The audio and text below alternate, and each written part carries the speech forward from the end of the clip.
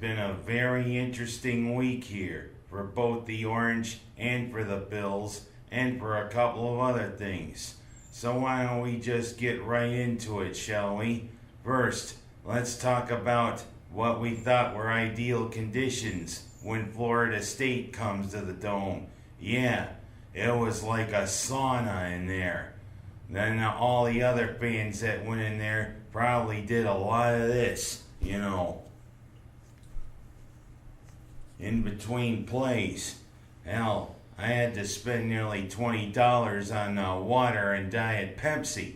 But hey, in a couple of years, hopefully, when they get a new HVAC and new AC system in there, it won't be a sauna in the place that has the brand name of an air conditioner on the name of the stadium, if you know what I mean. That was one glaring oversight. But what wasn't an oversight? What a dominating performance by the Orange Saturday against the Seminoles, who pretty much are right now in a state of transition. And I mean, the whole state of Florida seems to be in a state of transition. As Miami lost one of their games already, Florida went down to Kentucky last week, and Florida State has gotten off on this foot. But much to the delight of Orange fans. Everybody's touting DeAndre Francois when he took over for Winston a few years ago. Of course, last year, Francois injured his knee and missed the year. But Francois doesn't look like he's all French, if you know what I mean. But what a great performance by a defense that against Western Michigan was so suspect. And of course, when Eric Dungy was the victim of a Three Stooges thing, getting poked in the eye, anyone? Tommy DeVito came in, and even though he'd been shaky the first couple of times out, he looked pretty good in the second half. A dominating 30-7 win over the Seminoles. The first time we beat the Seminoles since Floyd Little was running wild in the backfield. And let's keep this momentum going. This week, UConn comes into the Dome. And we all know the Huskies aren't all that they're barked up to be. And we could be 4-0 as we head into the meat of the schedule. That's right, the ACC and Notre Dame looms after UConn. But what a great start for Dino Babers' third year. They say the third year is when the fruits of your labor really start to come to the fore when you become a college coach. It seems as though Dino Babers has got the program on track. Let's keep it going. We're finally getting votes in the AP and the other poll. Could we maybe make the top 25? We'll see. But what a great start, Orange. Well, we go from that good news to what seems to be a CBS or ABC production at One Bills Drive. Yes, is this the Buffalo Bills, or is this the Young and the Restless? Cue the naughtiest theme music. Oh well, I don't have a stereo with me. But it seems as though it's becoming a soap opera there at One Bills Drive. Everybody's saying to whom, plus also it seems as though the defense, which was so good last year and helped the Bills to their playoff, seems to be more given than the Salvation Army. And also, it seems as though that some players don't want to play the game anymore when they get on the field. Check Vontae Davis.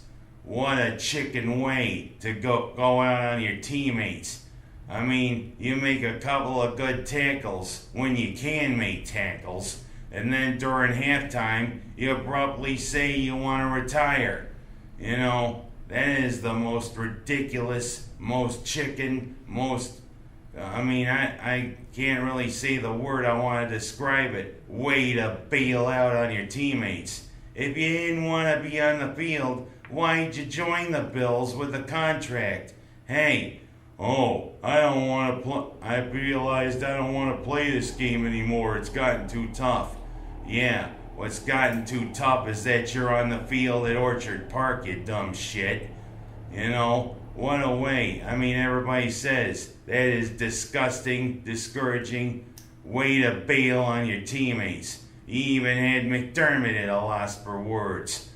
And speaking of McDermott, who thinks that Leslie Frazier's on the way out as defensive coordinator? That was a pathetic defensive display against the Chargers.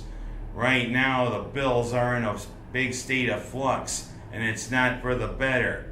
Allen did look like a rookie at times, but you did see some of the good points, especially on that bomb to Zay Jones.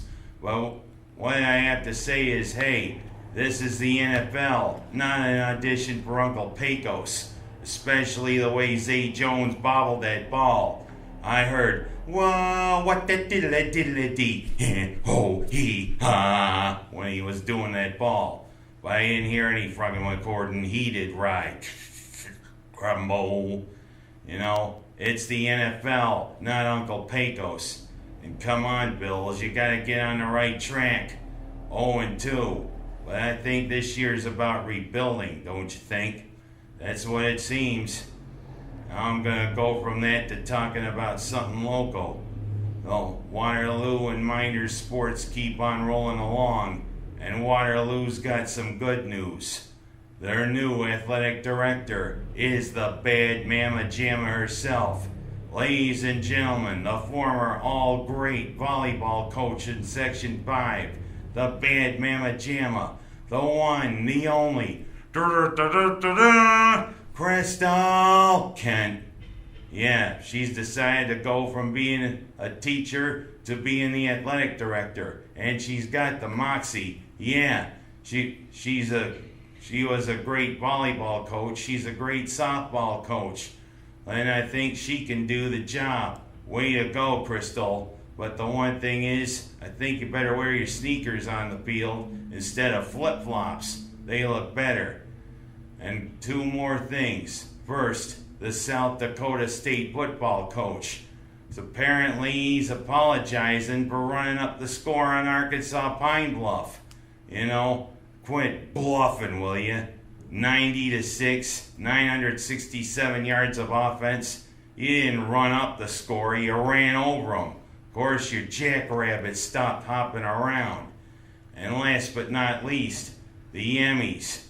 Who'd have thunk that 43 years after he first played the Fonz, Henry Winkler finally was gonna win an Emmy last night? He did. And you know what I have to say? And of course, they say a cat got into a substation around New Orleans, caused a power outage. I guess curiosity really did kill the cat. Well, that's all I have time for this week, folks. See you next week, and hopefully we'll stop the Young and the Restless theme, shall we? See ya.